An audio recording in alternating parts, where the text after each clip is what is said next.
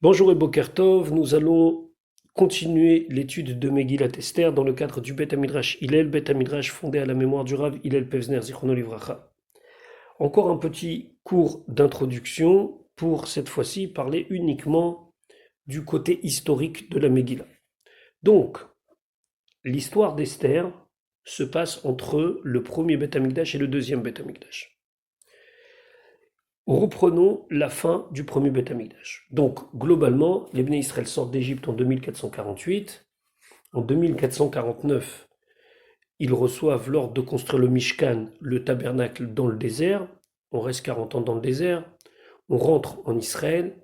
Installation, du moins guerre et installation en Eretz Israël. C'est l'époque de Yehoshua. On n'a toujours pas de Beth Amikdash. Par contre, le Mishkan est installé dans une ville, Shiloh, au début Gilgal. Après, c'est parti à Bethel, etc., etc.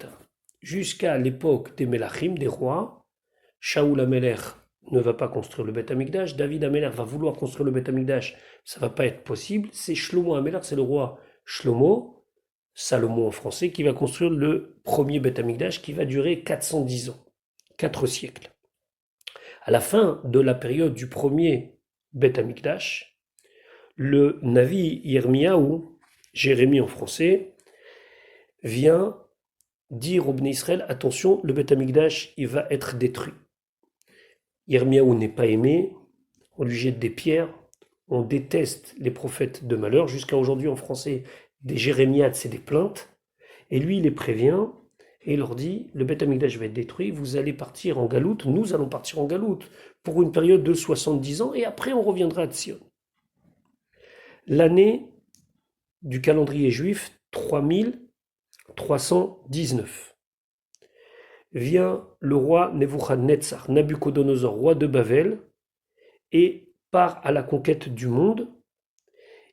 Son seul obstacle, c'était le roi d'Égypte. Il gagne ses batailles contre le roi d'Égypte et tous ses alliés. Et à la 8e année de son règne, il donc prend possession, si on peut s'exprimer comme ça, de la terre d'Eretz Israël. Il va à la conquête de Yerushalayim et il décide de prendre des figures emblématiques du peuple juif, Yechonia, le roi de Yehuda, Yecheskel, Hanavi, Mordechai, et 10 000 juifs, 10 000 Bnei Israël, il les exile à Bavel. Le Midrash Tanchuma dit Tzedaka asa Akadosh Baruch Hu et im Israël. Ici, Akadosh Baruch Hu, il a fait quelque chose de bien avec le peuple juif.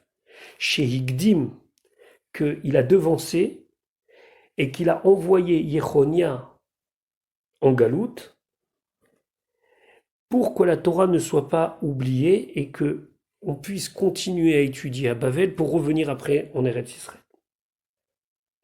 Donc, Nebuchadnezzar fait le siège de Yerushalayim, gagne la bataille de Yerushalayim, envoie en exil une partie des notables.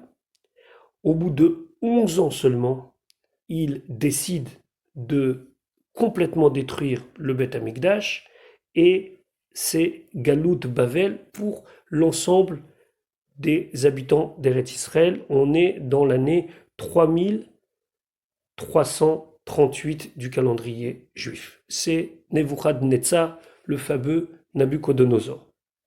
À la mort de Nebuchadnezzar, c'est son fils qui prend la place. À la mort de ce fils, c'est un roi qui s'appelle Balshazzar, qui est le petit-fils de Nebuchadnezzar, qui prend la place. À l'année 3389, c'est la fin des 70 ans qui avait été prévue d'après le Navi Yirmiyahu. Seulement les 70 ans, personne ne savait quand est-ce qu'il commençait. Tout le monde savait qu'il y aurait une période d'exil de 70 ans, mais quand est-ce qu'elle commence, quand est-ce qu'elle se finit. Pour Balshazzar, c'était fini. Pourquoi? Parce qu'il a considéré que 70 ans, c'est 70 ans depuis le début du règne de Nebuchadnezzar. Donc Nebuchadnezzar avait régné, son fils avait régné, maintenant Balshazzar avait régné. Ça faisait 70 ans et pour lui, il s'est dit, c'est bon, les 70 ans sont passés, la névoie, la prophétie n'a pas eu lieu, il n'y aura plus jamais de retour des Bnei Israël sur leur terre. À la même époque, vient le roi Dariavesh, qui était le roi de Madaï, je crois qu'on traduit en français Darius, avec son gendre Koresh, qui lui était le roi de Perse, et ils ont décidé de faire la guerre avec Balchatzar. Et Balchatzar a réussi à les repousser. Pour montrer sa victoire, Balchatzar il fait un grand michté, il fait un grand festin, et c'est l'occasion aussi pour lui de rappeler que les 70 ans sont finis et qu'il n'y aura plus jamais de retour des Bnei Israël, et tout ça, c'était des bêtises.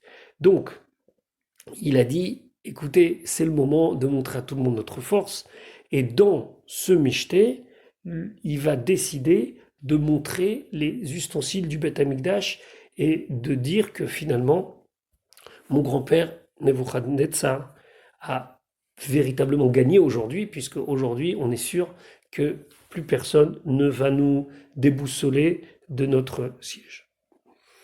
Déboulonner, pardon, de notre siège.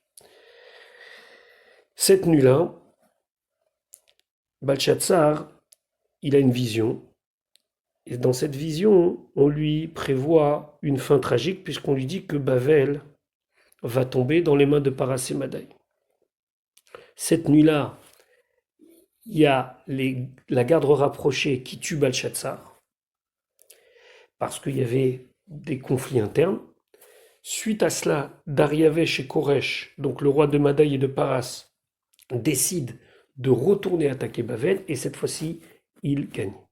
Union entre Paras et Madaï, Dariavesh, donc Darius, devient le roi. Dariavesh et Koresh sont d'accord sur un point, il faut reconstruire le Beth Amikdash, il faut ramener les Bnei Israël sur leur terre. Dariavesh avait un conseiller qui s'appelait Daniel, et Daniel lui dit c'est une bonne chose. Finalement, Daniel était fatigué, a vieilli, donc c'est un autre conseiller qu'il a pris, Zerobavel, qui était le petit-fils du roi Yechonia. Dariavesh est resté roi 1 an. Après sa mort, c'est son gendre, Koresh, qui prend la place. Alors il y a des chachamim qui disent que Koresh et Dariavesh c'est les mêmes, mais on va dire, pour simplifier les choses, que c'est 2 personnes. On est l'année 3390. Zerobavel, il va voir le roi Koresh et lui dit, il est temps de reconstruire le Beth Amikdash, ce que tu as promis. Et Koresh, il dit, allez-y. Il leur donne les fonds, il leur donne les provisions, et il leur a même mis des gardes pour les accompagner jusqu'à Yerushalayim pour commencer la reconstruction du temple. Beaucoup suivent Zerobavel, ils montent en Eretz Israël, ils amènent les kelim du Beth Amikdash qui avaient été pris par Nebuchadnezzar, et même Mordechai est parmi ces gens qui vont monter en Eretz Israël. Ils commencent par faire le Misbeach. Avant de construire le Beth Amikdash, ils font le Misbeach, on reprend les korbanot. Lorsqu'ils ont commencé véritablement la construction du Beth Amikdash en lui-même, au sein même du peuple juif, une partie de la tribu de Yehuda et de Benyamin, qui n'étaient pas fidèles aux Chachamim, ont été voir Koresh, et ils lui ont dit, mais c'est une folie ce que tu fais, si tu les laisses construire un temple, ils vont se révolter contre toi. Donc Koresh, il dit, on arrête tout. On arrête le retour des Bnei Israël sur leur terre, et on arrête la construction du Beth Amikdash. Et donc, il y avait un Misbeach, il y avait des fondations qui vont rester comme ça en friche pendant des années.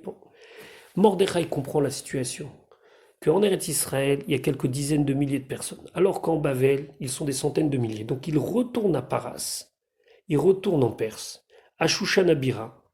Et à Shushan-Abira, dans donc la capitale de Shushan, c'est là-bas que maintenant tout se joue. Très bien.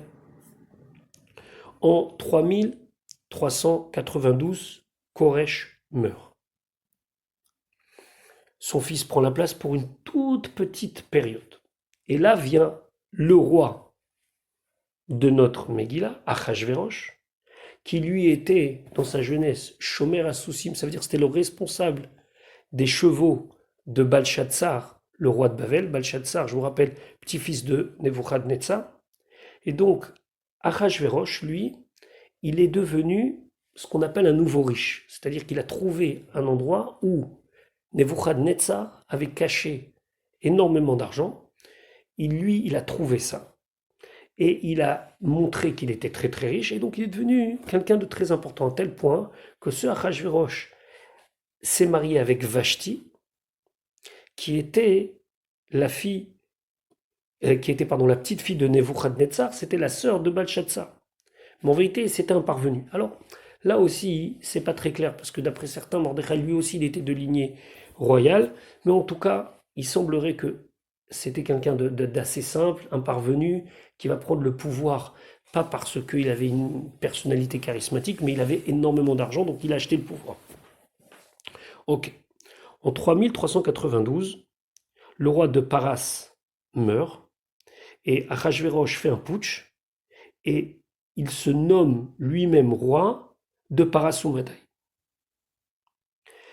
À la même époque, troisième année du règne de Achashverosh, Achashverosh efface toute possibilité légale de reconstruire le Beth Amikdash. Il fait un grand michté, parce que pour lui, c'était aussi la fin des 70 ans. Parce qu'il s'est dit, les 70 ans comptés par Balshazzar, c'était pas valable. Lui, il a fait un autre calcul, et ça, c'est ce qu'on va voir tout au long de la Megillah, où il s'est dit, ça y est, les 70 ans sont passés. Au final, Balshazzar et Achashverosh se sont précipités. Précipités en pensant que la prophétie de Yirmiyahu n'allait pas s'accomplir. Et elle va s'accomplir. Les 70 ans devaient être calculés depuis l'exil du dernier roi, Tzidkiyahu, et depuis la destruction définitive du Beth Amikdash. Et donc, en 3408, les Bnei Israël sont autorisés par Koresh, le deuxième du nom, à continuer la construction du Beth Amikdash à Chéni. Je dis bien continuer parce que des bases avaient déjà été mises auparavant. 4 ans après, le Beth Amikdash à Chéni est complètement prêt. Les Bnei Israël commencent petit à petit à revenir, pas tous, il y en a qui vont rester en dehors d'Eretz Israël. Le chef emblématique du deuxième Beth Amikdash, en tout cas de les premières années, c'est Ezra Sofer, qui lui arrive en 3413, donc 5 années après la fin de la période des 70 ans, et c'est lui qui va remettre en place énormément de choses qui avaient été oubliées ou bien qui sont nouvelles mais nécessaires pour la poursuite de la tradition. Et on a gardé ce Beth Amikdash à Chéni pendant 420 ans.